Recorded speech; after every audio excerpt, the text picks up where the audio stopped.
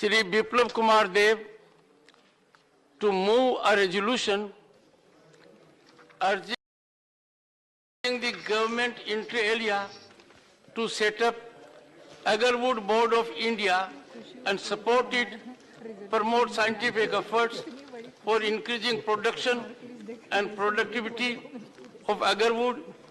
provide adequate welfare measures for agarwood cultivators, support research and development, and provide incentives to young entrepreneurs for holistic development of agarwood sector. धन्यवाद सभापति महोदय। जो resolution मेरे द्वारा लाया गया है वो आगरवुड के ऊपर है। इस हाउस को बहुत कम लोगों को हो सकता है इसके बारे में जानकारी है और ये भारत के इकोनॉमी को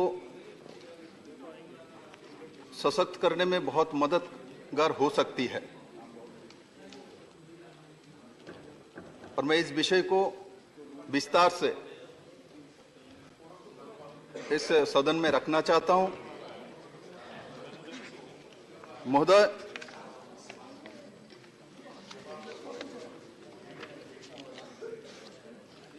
आगर के जो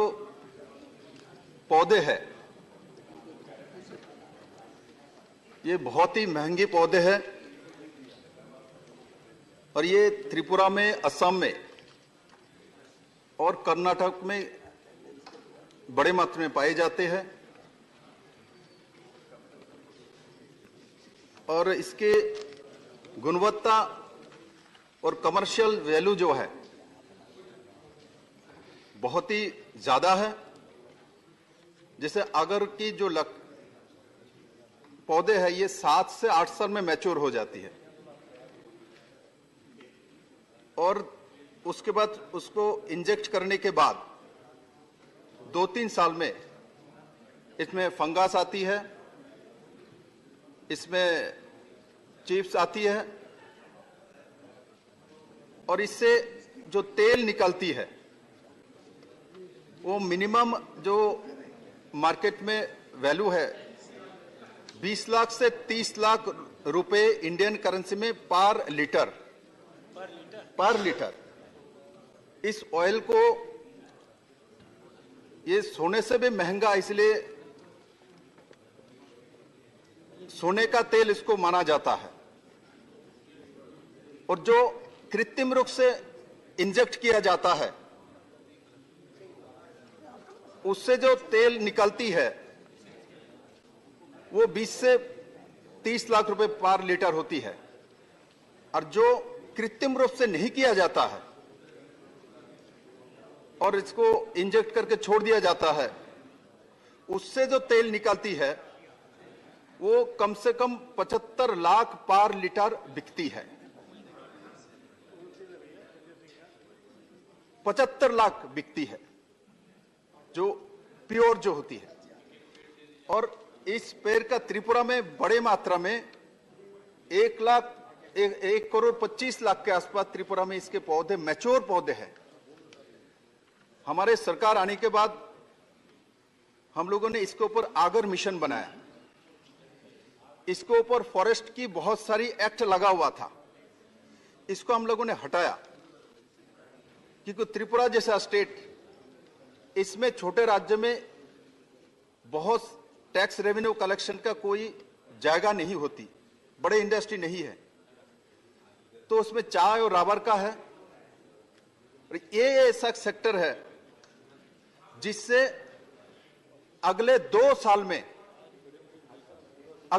साल में असम और विशेष करके त्रिपुरा और कर्नाटक का एक पार्ट वो 2 से 2,500 करोड़ की इकोनॉमी भारत सरकार को दे सकती है। अब विषय इसमें यह आ सकती है जो इतना बड़ा इकोनॉमी बन सकता है तो होता क्यों नहीं? इसका परमिशन भारत सरकार ने पहले जब पुरानी गवर्नमेंट थी, आगर के ऊपर एक्सपोर्ट करने का पाबंदी है परमिशन नहीं है। आप थाईलैंड से, लाओस से ला सकते हैं, लाके यहां उस तेल से इत्र बना सकते हैं, चिप्स बना सकते हैं, और बना के इसको आप मिडिल ईस्ट में, गल्फ कंट्री में बेच सकते हैं। ये परफ्यूम में लगता है और ये अवैध तरीके से त्रिपुरा से, असम से मुंबई तक पहुंचती है और वहां से प्रोसेसिंग होके दुबई तक बाजार में, गल्फ में चली जाती है। भारत सरकार को इसको सीधा कोई लाभ नहीं मिलता कि अवैध तरीके से पैसा जाता है। कम से कम 5,000 करोड़ का इकोनॉमी है इसके अंदर। मैंने त्रिपुरा सरकार में रहते हुए माननीय प्रधानमंत्री जी का दृष्टि आकर्षण इसमें किया था, तो आपने हमारे सदन के leader commerce minister Piyush Goyal ji को समर्पित किया, और भूपेन्द्र यादव जी जो कि फॉरेस्ट मिनिस्टर है, इन दोनों के माध्यम से पहली बार जो 25,000 मेट्रिक टन आगरवुड एक्सपोर्ट करने का पहला परमिशन दी गई है।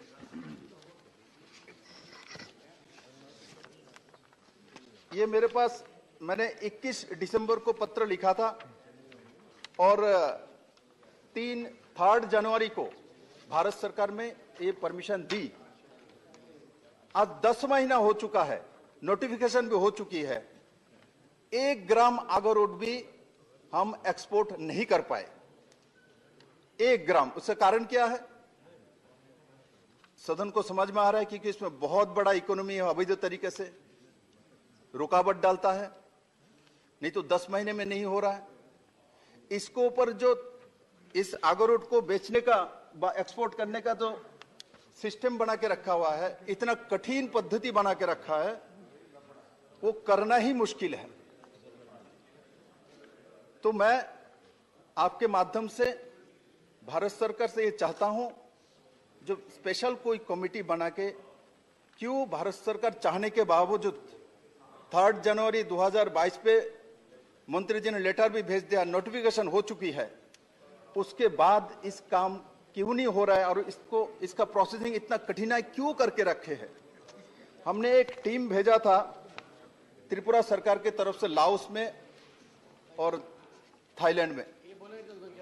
और उसमें जाने के बाद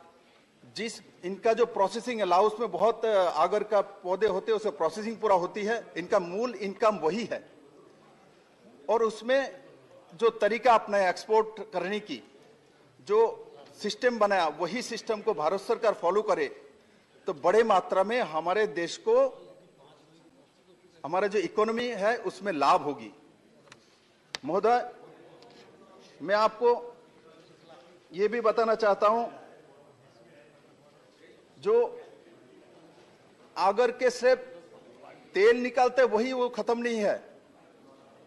इससे जो पत्ते हैं इसको भी बॉइल्ड जो किया जाता है, उस पानी को भी मैं त्रिपुरा में अभी 500 ग्राम बोतल की जो पानी है, इसका इम्यूनिटी पावर है, मेडिसिन वैल्यू है, वो एक बोतल 200 रुपए में बिकता है। मतलब पानी भी इसका 400 रुपए में लीटर बिकता है, और इसका मेडिसिनल वैल्यू है, जो अमेरिकन कंट्री में ये लिया जाता है लाओस वगैरह से, और वो मेडिसिन में यूज किया जाता है। चाइना में, जापान में, कोरिया में इसको बड़े मात्रा में मेडिसिनल फैक्ट्री में यूज किया जाता है। तो इस तरीके से आगर का, चाहे उसका लकड़ी हो, चाहे उसका तेल हो, चाहे उसका चिप्स हो, और ऐसा है उसका जो रूट है वो भी बिकता है, क्योंकि उसके रूट को सुखाने के बाद वो गल्फ कंट्रीज के जो लोग हैं अपने ड्राइंग रूम में रखता है, उससे से हल्का हल्का जो सेंट आती है, खुशबू आती है, वो उसको रॉयल माना जाता है इनके यहाँ। तो उसका कोई रेट तक भी नहीं होती है, मिनिमम 5 लाख इंडियन करेंसी में 5 लाख से उसका जो ऑक्शन शुरू होती है, 5 करोड़ भी हो सकता है, और इसका कोई सीमा नहीं है। तो इस तरीके से देखे तो आगरवुड की चाहे लकड़ी हो, चाहे पत्ता हो, चाहे उसका रूट हो, जैसे गाय का हर चीज काम पे लगता है और पौधे में अगर ऐसा है पौधे है इसका सब कुछ बिक सकता है, सब कुछ काम पे आ सकती है, किंतु इसका कोई सही सिस्टम नहीं बना हुआ है। अभी त्रिपुरा सरकार ने आगर मिशन बनाया, मैं आपके सामने प्रस्तुत किया। आगर मिशन बनाने के बावजूद भी, भारत सरकार चाहने के बावजूद भी इसमें 10 महीने से समस्या खड़ा करके रख दी गई है। और मैं आपके सामने ये भी रखना चाहता हूं, जो हमारे देश में जो बोर्ड बनी हुई है अलग अलग, इसमें जैसे चाय का बोर्ड है तो उसका जो 30,000 करोड़ का टर्नओवर है, कॉफी बोर्ड है उसका 5,000 करोड़ का टर्नओवर है, रबर बोर्ड 12,000 करोड़ का टर्नओवर है, स्पाइस बोर्ड 21,500 करोड़ का टर्नओवर है। और ये आगर जो है मैंने आपको सामने प्रस्तुत किया है, जो अगले 2 से 2.5 साल के अंदर ये 2 से 3,000 करोड़ का इकोनॉमी हो सकती है। इसलिए मैं आपके माध्यम से ये भी चाहता हूं, ये यहाँ चाय बोर्ड हो सकता है, रबर बोर्ड हो सकता है, स्पाइस बोर्ड हो सकता है, आगर का भी बोर्ड बनाए तो इससे ये जो प्रॉब्लम आ रही है वो प्रॉब्लम बहुत जल्दी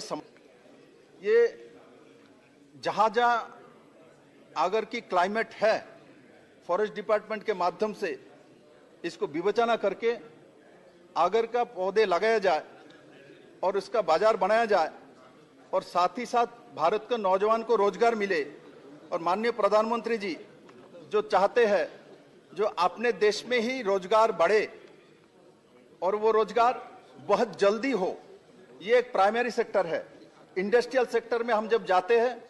तो 4 साल, 5 साल, 6 साल, 10 साल लगता है, किंतु ये सेक्टर ऐसा है, ये प्राइमरी सेक्टर है,